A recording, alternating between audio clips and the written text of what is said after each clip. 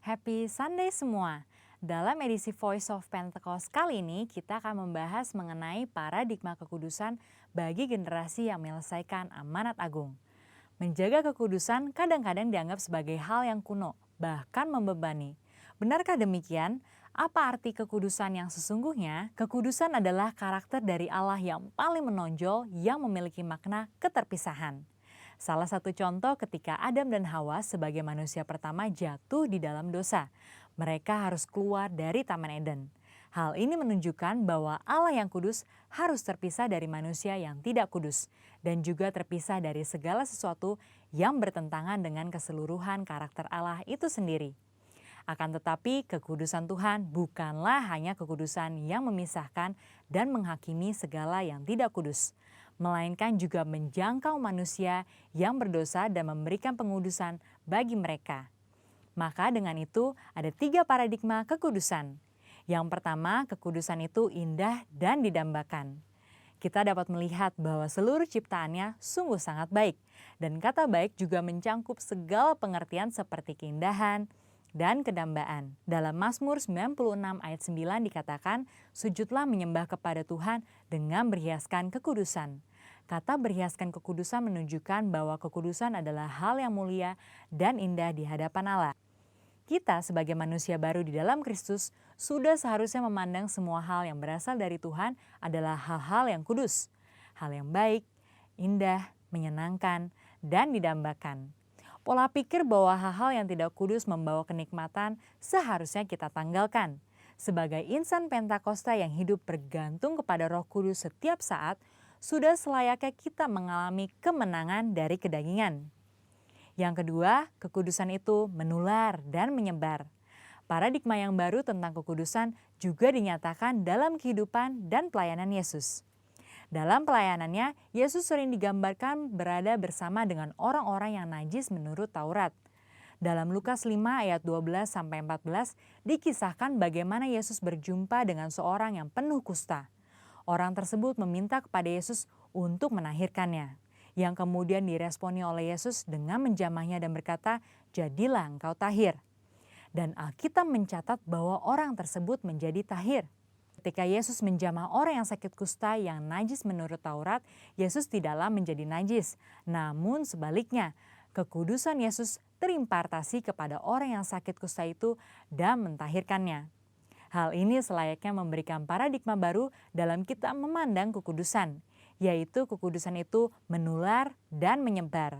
Yang ketiga, kekudusan menjangkau banyak orang.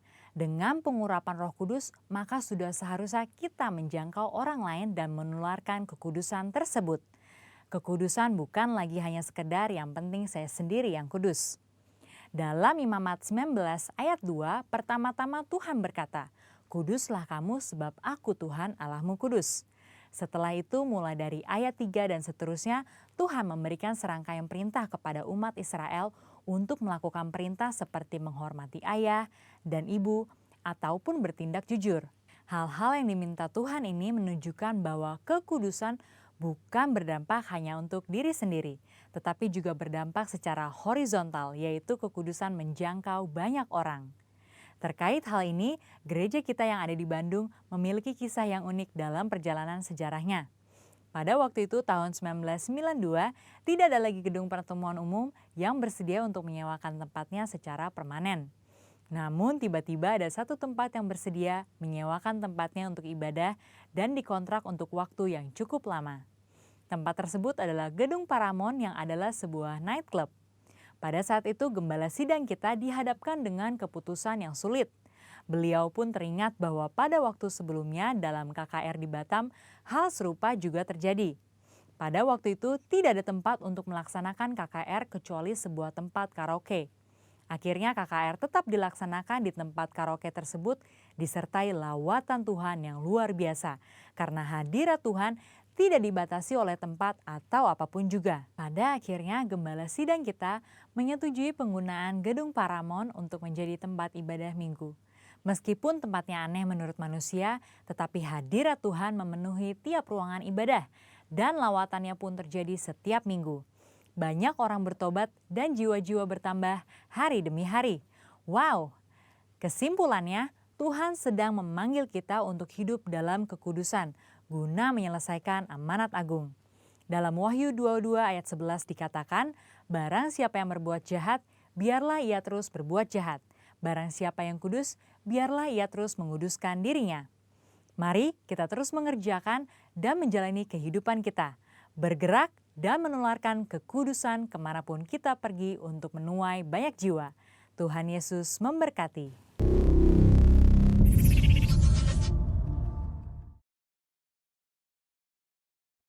Mari bersama-sama kita berkatakan dengan iman Mazmur 91 sebagai doa kita. Dalam lindungan Allah, orang yang duduk dalam lindungan yang maha tinggi dan bermalam dalam naungan yang maha kuasa akan berkata kepada Tuhan, tempat perlindunganku dan kubu pertahananku, Allahku yang kupercayai. Sungguh, Dialah yang akan melepaskan engkau dari jerat penangkap burung, dari penyakit sampar yang busuk. Dengan kepaknya ia akan menudungi engkau. Di bawah sayapnya engkau akan berlindung. Kesetiaannya ialah perisai dan pagar tembok. Engkau tak usah takut terhadap kedahsyatan malam, terhadap panah yang terbang di waktu siang, terhadap penyakit sampar yang berjalan di dalam gelap, terhadap penyakit menular yang mengamuk di waktu petang. Walau 1.000 orang rebah di sisimu dan 10.000 di sebelah kananmu, tetapi itu tidak akan menimpamu. Engkau hanya menontonnya dengan matamu sendiri dan melihat pembalasan terhadap orang-orang fasik. Sebab Tuhan ialah tempat perlindunganmu, yang maha tinggi telah kau buat tempat perteduhanmu. Malapetaka tidak akan menimpa kamu, dan tulah tidak akan mendekat kepada kemahmu. Sebab malaikat-malaikatnya akan diperintahkannya kepadamu untuk menjaga engkau di segala jalanmu. Mereka akan menatang engkau di atas tangannya, supaya kakimu jangan terantuk kepada batu. Singa dan ular tedung akan kau langkahi. Engkau akan menginjak anak singa dan ular naga. Sungguh, hatinya melekat kepadaku, maka aku akan meluputkannya. Aku akan membentenginya, sebab ia mengenal namaku. Bila ia berseru kepadaku, aku akan menjawab. Aku akan menyertai dia dalam kesesakan. Aku akan meluputkannya dan memuliakannya. Dengan panjang umur akan kukenyangkan dia, dan akan kuperlihatkan kepadanya keselamatan daripadaku. 2021 adalah tahun integritas, the year of integrity. Shalom, saudaraku terkasih dalam Tuhan Yesus. Kita mau sama-sama masuk hadirat Tuhan. Hari ini, mari kita berikan yang spesial bagi Sang Raja Damai, Allah yang perkasa, Yesus Kristus Tuhan. Sembah dan puji Dia, sembah dan puji Dia, sembah dan puji Dia, Sang Raja.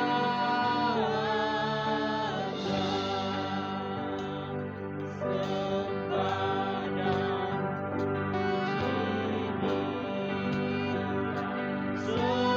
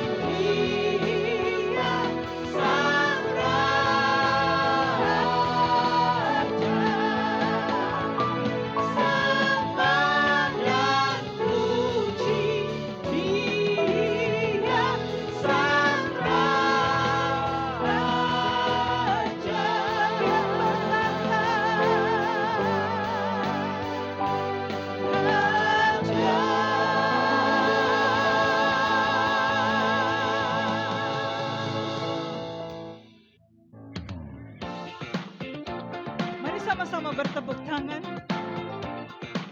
dengan bersuka, bersyukur, nyanyi. Sama-sama kita katakan. Hai, mari berhimpun Bersuka dan bersukaria, turut semua ke Betlehem. Marilah pandang Tuhan balas sorga, sembah dan puji Dia, sembah dan puji Dia, sembah dan puji Dia, Sang Raja.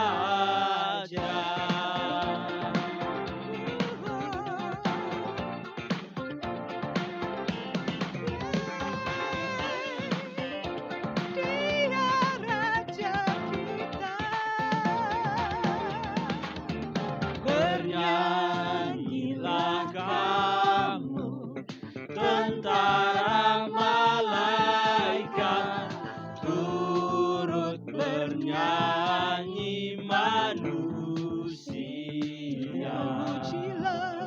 Pujilah Tuhan, Juru Selamat dunia, sembah dan puji Dia, sembah dan puji Dia, sembah dan puji Dia, Sang Raja.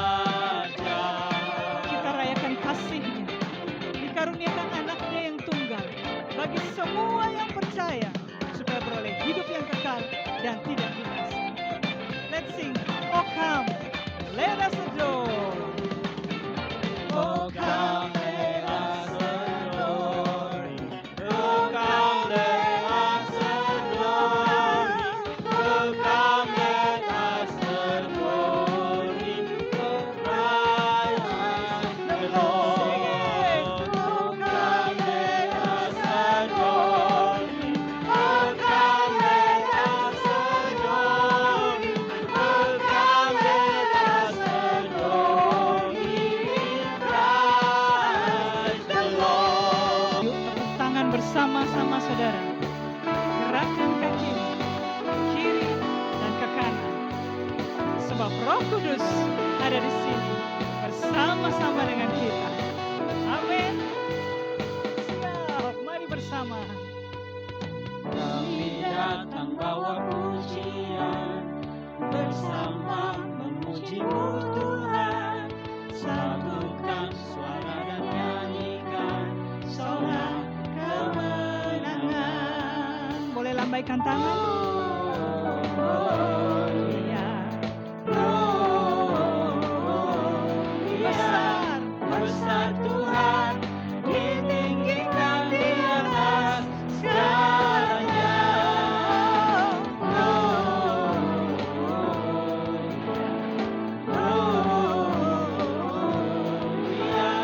Besar Tuhan, ditinggikan pujian.